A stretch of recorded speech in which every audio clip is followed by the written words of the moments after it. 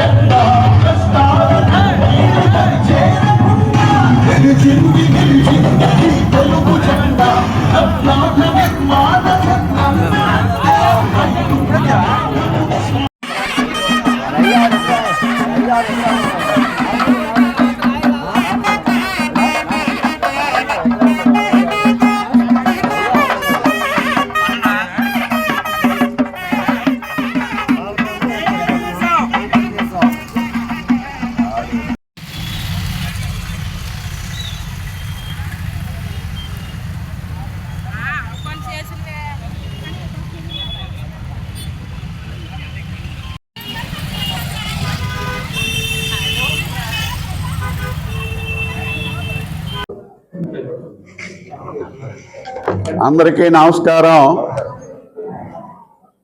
ఈరోజు చాలా ఆనందదాయకంగా ఉంది. గత 7 సంవత్సరాల నుంచి Visakhapatnam Orissa connection Cheepurupalli railway bridge reconstruction చేయాలని యోచించిన తర్వాత 7.5 సంవత్సరాలు దీని కన్స్ట్రక్షన్ ఆగిపోయినటువంటి పరిస్థితి. ఎందుకు ఆగింది ఏంటి అనేటటువంటిది జవాబు చెప్పాల్సిన వాళ్ళు ఈవేళ బయట ఉన్నారు.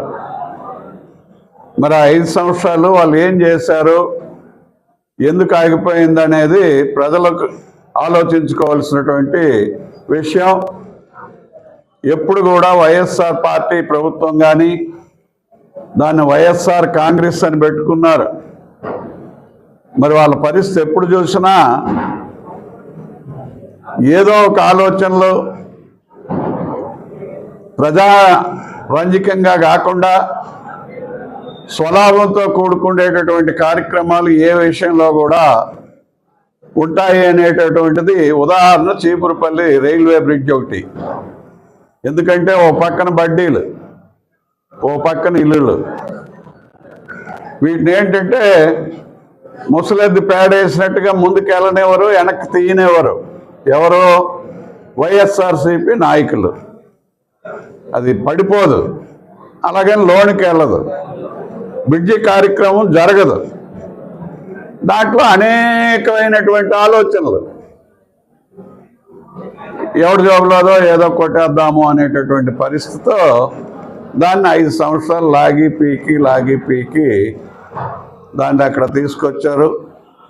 మరి ప్రజలకు ఏది అతీతం కాదు, ప్రజలు అనుకుంటే ఏదైనా చేయగలరు, ఇలాంటి వ్యక్తులకు ఇక్కడ తావు లేదు అని చెప్పి మరి ప్రజలు తీసుకునేటటువంటి నిర్ణయం వలన ఈరోజు సంవత్సరం 18 మాసాల్లో బ్రిడ్జి పూర్తయి మరి ప్రజల కోసం మరి దాన్ని సంక్రాంతి ముందు మరి ప్రజలకు ఉపయోగపడే విధంగా ఓపెన్ చేశాము అని అంటే దీని చలువ, దీని వెనుకున్నటువంటి వ్యక్తులు మరి నరేంద్ర మోడీ గారు, చంద్రబాబు నాయుడు గారు.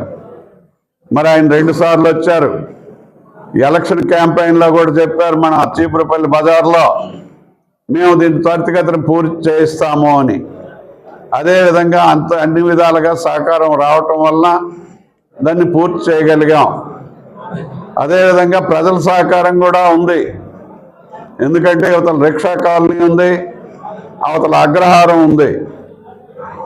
మరి బ్రిడ్జి వలన వాళ్ళు ఏమవుతారు ఏంటి అనేటటువంటిది ట్రాఫిక్ పెరిగిన తర్వాత వాళ్ళని కూడా కూర్చోబెట్టి వాళ్ళతో మాట్లాడి మరి వాళ్ళందరినీ కూడా ఒక కొలిక్కి తీసుకొచ్చి ఎవరికి నష్టం లేకుండా 100 సంవత్సరాలు అయినా పోనటువంటి సిమెంట్ రోడ్ని రిక్షా కాలనీకి వేయించగలిగాం. అదేవిధంగా ఇంకా అగ్రహారానికి కావాల్సినటువంటివి ఆ రోడ్డు వెడల్పు కావాలి, పోల్స్ తీయాలి అని అంటే ఆ పోల్స్ని కూడా మరి పూర్తిగా అఫీషియల్స్ సహకరించారు. ఆ పోల్స్ని కూడా షిఫ్ట్ చేశాం. అటుపక్కన ఉండే బడ్డీదారులు మరి వాళ్ళందరూ కూడా బడ్డీలు పోకుండా కొంచెం హైట్ తగ్గించాలి, మధ్యలో వే పెట్టాలి, స్తంభాలు మధ్యలో ఖాళీలాగా చేస్తే ఆ 10 మంది కూడా బతుకుతున్నారు. ఇంత సింపుల్గా జరిగే కార్యక్రమం 5 ఏళ్ల క్రితం చేయాల్సినటువంటిది అప్పుడు బాధ్యతలో ఉన్నటువంటి వాళ్ళు, అప్పుడు గెలిచినటువంటి వ్యక్తులు, అప్పుడు పదవుల్లో ఉండే వ్యక్తులు, ఎంపీలు, ఎమ్మెల్యేలు, మినిస్టర్లు దీని మీద పట్టించుకోకపోవటం వలన మరి ప్రజలు 7.5 సంవత్సరాలు బాధపడాల్సినటువంటి పరిస్థితి వచ్చింది. అందుకే పనిచేసే ప్రభుత్వం, కూటమి ప్రభుత్వం